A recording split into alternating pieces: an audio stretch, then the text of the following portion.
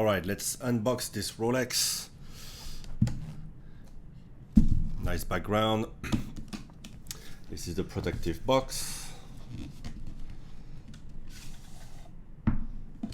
This is the box with the embossed crown. Lift it up. Let's see the booklets. We got the nice Datejust booklet. A bit damaged here. These people don't care. Tradition, caring for your Rolex, reliability. I've never read that. It's gonna be interesting. How to use it, care for it. After wearing your watch in the sea, it is important to rinse it with fresh water, remove the salt. Microfiber cloth, soapy water, and a soft brush. Rolex guarantee. This is the warranty is worth for 5 years these days. You get something really, really solid. This is another one in Chinese. Okay, and the beautiful box. You're used to that beautiful box with those beautiful waves, beautiful shape. It's part of the experience to have that box. You can see the Rolex logo inside. Opening it. The watch is on my wrist, of course. And inside you have the booklet. Warranty worldwide. I'd better hide the full thing. So the 116333. The current reference is the 126333. It is the Datejust 41 as it is known. So this is the Datejust II, which is also 41 millimeter. So it can be confusing for the occasional punter. But if you're a fan of Rolex, you would know this.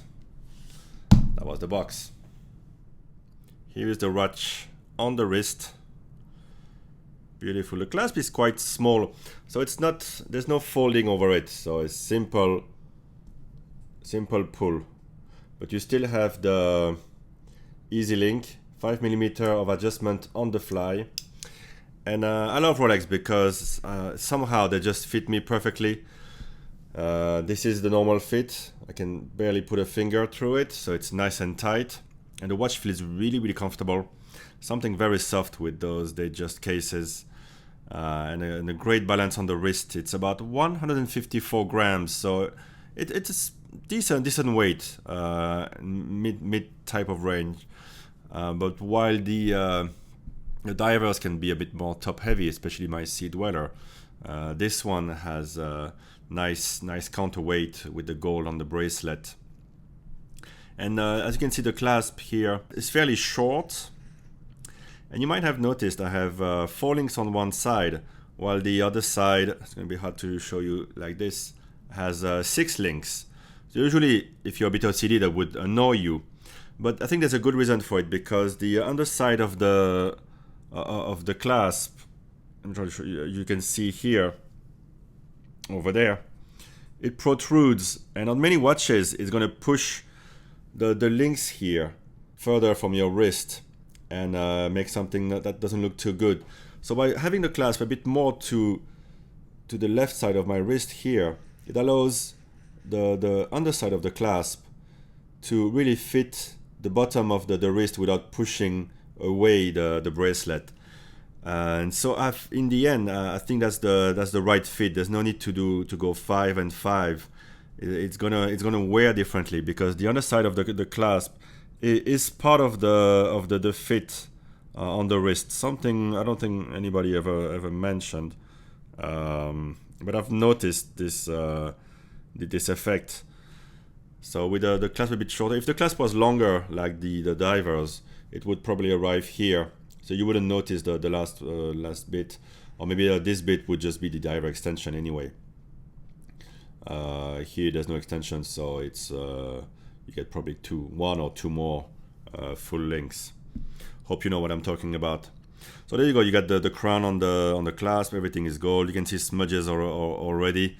That's the thing with the gold. If you're OCD the whole day, you're gonna wipe your watch, and especially that beautiful bezel. I mean, when you touch it, suddenly you have little smudges. You can see here within all those beautiful ridges. You see how it scintillates, and it gets smudged in. So just wiping a cloth, it will not take them out. So you're gonna have to go ridge by ridge with cotton bud if you want to have a super clean watch all the time.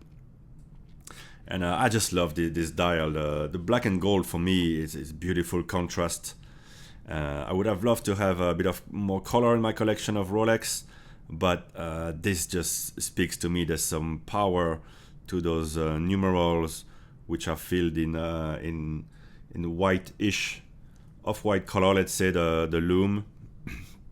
I mean, they're not trying to go with a fake vintage. It's not the Rolex way, but that's just normal lume color, and it really looks very cool at night in the darkness. You get the date window here. Some like it, some don't like it. Some don't want to have that cyclops. I think it's part of the Rolex look. It's part of the DNA, and I like it. The hands are rectangular, and the second hand is just there's no lume on it. It's just a nice long, very thin arrow, and there's enough lume on the hand. So this is a great watch to wear at night if you need to feel the gold and the steel in your dreams. That's the one for you. I'm not gonna wear it at night, I think, because I'm just too worried about knocking it on a wall or against some furniture, which happens every night. So now I'm wearing usually my little Omega Speedy Racing.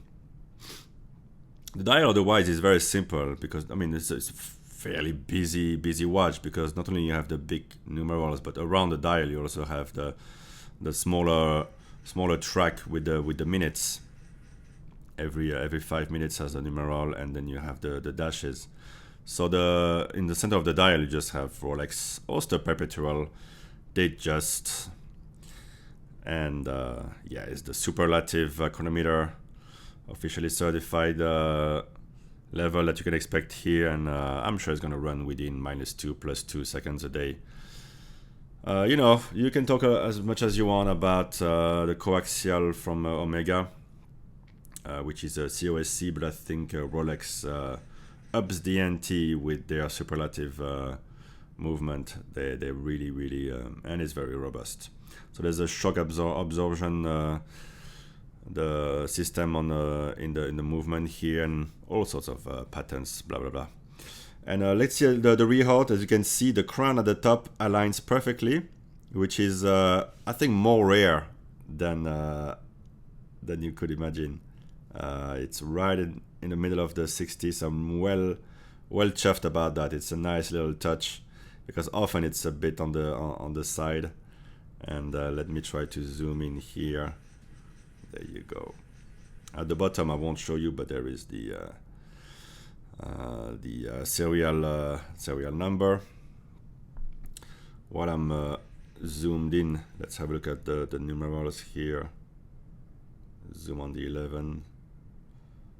You know, it's all gold, of course. 18 karat gold. Coming from Rolex, they produce their own. They have their own foundry. Everything integrated with them. And well, let me know what you think. This is 41 millimeters. For me, it's just right.